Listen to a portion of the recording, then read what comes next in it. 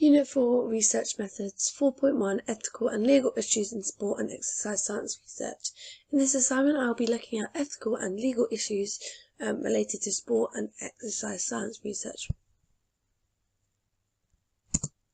History of sport and exercise science research. The history of sport and exercise science research boomed in World War II when the use of humans for research experiments started after the Nazis began to use their prisoners as objects. They were stripped of all their dignity, such as their name, in order for the Nazis to conduct an experiment. The prisoners were forced into taking part against their will. During the experiment, they were pushed beyond their capability and limits for the Nazis to gain knowledge to be used to have an up in the war. This left many of the prisoners with physical impairments as well as emotional and psychological damage. To add to this, many of them lost their lives. So an example of a test that was conducted was to do with the altitude. This was to see how to protect their soldiers when working at different altitudes they faced during the war. The conducted test was to measure how the body worked and reacted to different altitudes, to work out how to overcome the effects. Many of the prisoners were subject to freezing temperatures to work out solutions if the pilots were to crash and end in the sea. At the time, there was no law to protect the prisoners, and there was no one to say what the research could or couldn't do. At the time, it was just considered as scientific research, and nothing could have been done to stop it. They did not think about ethics or morals. To us, now it would be considered as murder or manslaughter. That was happening, yet no one had a say to prevent it happening. Following the end of the Second World War, the Nuremberg Code was invented and put in place as a result of the Nuremberg trials, which was held for the purpose of bringing Nazi war criminals to justice. The trials were held in Germany between 1945 and 1949, whereby there was a series of 12 trials carried out. The defendants, who included the Nazi Party officials and high-ranking military officers, alongside lawyers and doctors, were accused on charges of crimes against peace and crimes against humanity. The Nuremberg Code was made up of 10 different rules that researchers need to consider when using human participants for research purposes. The code basically gave participants the right to withdraw and stop the experiment at any time, before, during or after, as well as all participation has to be voluntary and cannot be forced upon the individual. There can be no intentional harm, and the researchers must avoid suffering and injury. Following this, in 1964, the World Medical Association formed the Declaration of Helsinki, which is a modification of the code and essentially is a set of ethical principles that researchers must abide by, although it's not a legal binding document. Following all the new documents that were put in place, two researchers, Zimbardo and Milgram, conducted experiments looking at authority. Milgram's experiment looked at how people responded and reacted to authority. His experiment consisted of volunteers taking the role of either a teacher or learner. Although to the volunteers who were volunteering at the time, they thought that the choice was randomly selected, Milgram picked the volunteers to be the teacher, and the role of the learner was given to someone working alongside Milgram.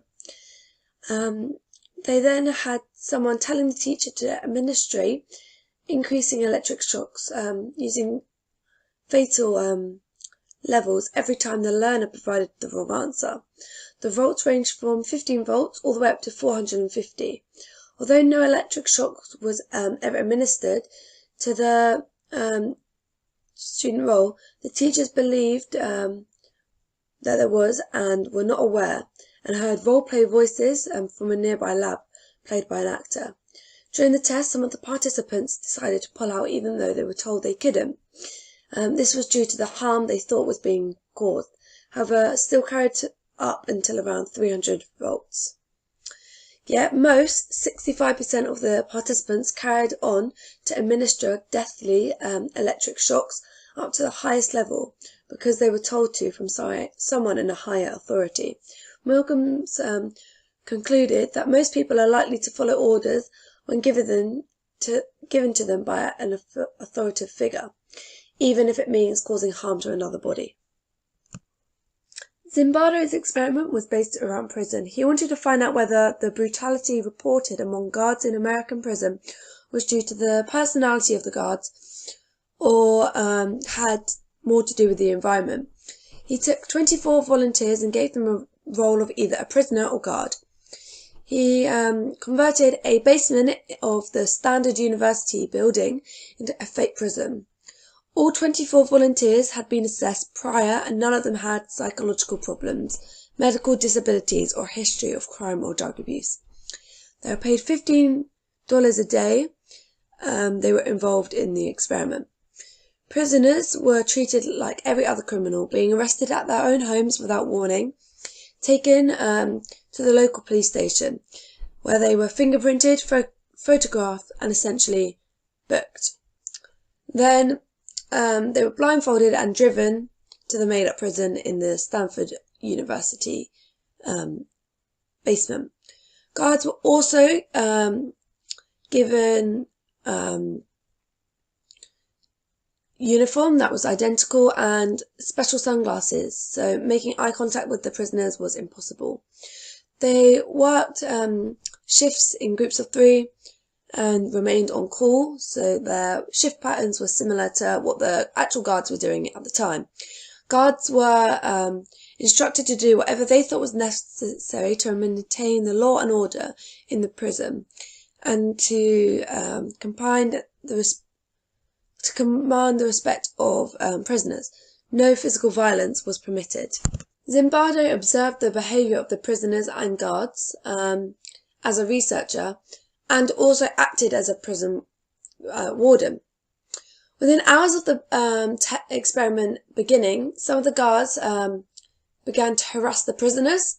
The prisoners were taunted with insults and made to do petty orders that really did not need to be doing. They were given pointless and boring tasks to complete, and they were just generally dehumanized. During the second day of the experiment, the prisoners removed their stocking caps, ripped off their numbers, and barricaded themselves into the cells by putting their beds against the doors. And therefore the guards thought it was necessary to call in reinforcement. The 3 guards that were waiting on standby came in, and the night staff volunteered to remain on duty. Less than 36 hours into the experiment, prisoner 8126 began suffering from acute emotional disturbance, disorganized thinking, uncontrollable crying, anger. So there was a meeting, and at the end of that, they had to let him leave. So the results, Zimbardo had intended for the experiment to run for a fortnight. However, on the 6th day, the experiment was terminated as the guards abused the prisoners. Okay, so then we have the BASES, which is the British Association of Sport and Exercise Science.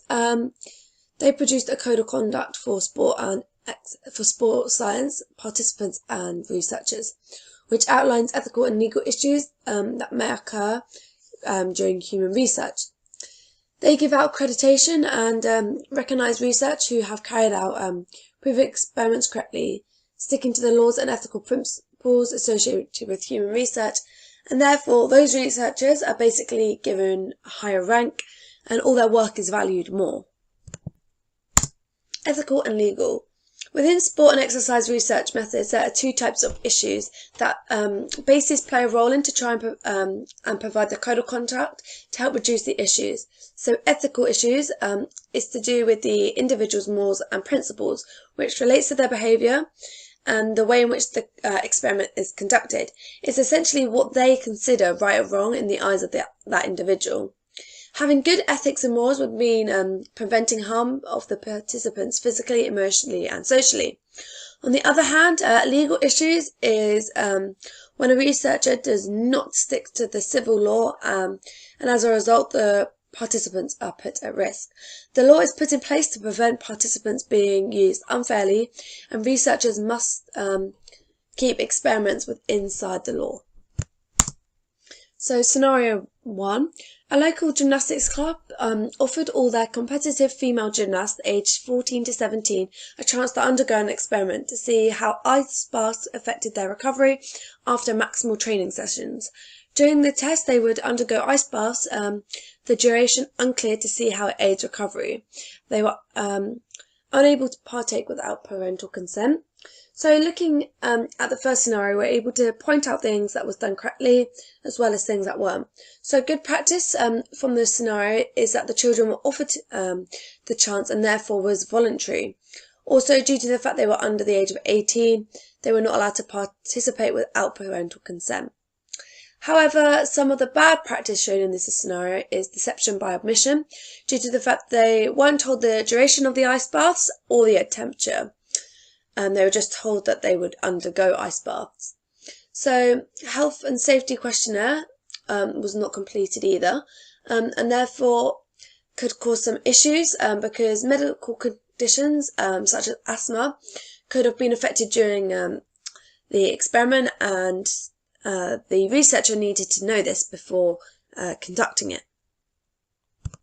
So scenario 2. A parent of one of the girls who attends a local gymnastic club has set up an experiment for the squad girls who are aged 11 to 14 to look at their performance on the beam to see whether there is a relationship between flexibility level, the skill to have, balance and age. The results will be posted on their websites for all to view. Before the experiment, the girls participated are invited to a brief and were encouraged to stay for the debrief at the end. Whilst the experiment is going on, the supervisor, the researcher and parents will be entering the data in the computer next door. So the good practice would be that the girls are offered a brief and debrief, so they know basically what the experiment's going to involve and what's going to happen with the results. But there is some bad practice as well. So the confidentiality and data protection, it says that the results are going to be posted on the website for everyone to view, and that could that breaks the Data Protection Act and confidentiality. Also, due to it being posted on for everyone to view, some girls might be socially and psychologically harmed if they're embarrassed by the score or feel humiliated with the results. And also health and safety wasn't met. The girls were left in the room to complete the experiment, and it was on beam, which is a dangerous event on its own, and without supervision could cause serious injury. So scenario 3, a local BASIS credited researcher is interested in finding out what strength training exercise would best suit the over 16 squad girls to help build muscle in their arms the quickest for their next competition. The experiment is compulsory for all the girls in the higher achieving squad team. So what's good about this is it's by a credited researcher, meaning that his work has been valued and he's stuck to the ethic principles and morals and has been credited by BASIS. However, it says that the experiment is compulsory for all the girls in the higher achieving squad teams, so they're not able to volunteer, so it's not voluntary and therefore they might have not got informed consent. Again, they're under the age of 18 and therefore need parental consent, however it doesn't mention whether they have gained that or not. So scenario 4, a coach leader of the 12 to 16 year olds is conducting an experiment looking at the weight of the gymnast. On the day of the test, one of the team members speaks to the coach about some issues she is facing and doesn't want the rest of the team finding out. Due to this, the results that are published privately with a password lock, she makes sure that the results are anonymous, basically removing all the names. Prior to the test, all gymnasts had to undergo a screening test to make sure that they are okay to complete the tests. So, participant screening has been completed to make sure that everyone in the experiment is safe to complete it, as well as confidentiality. So, due to the fact she is going to remove all the names and make it anonymous, we'll remove that issue of social and psychological harm, because no one will know whose results are whose. So another good thing that good practice shown is again about confidentiality. There was a password protection put on the results, so only people that had access to the password had access to the results, keeping them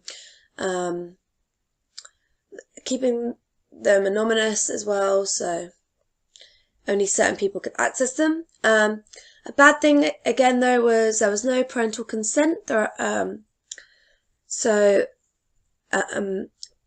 Some of the participants needed parental consent because they were under the age of 18, and therefore making the informed consent on their own wouldn't be legal, because it has to be done by someone over the age of 18.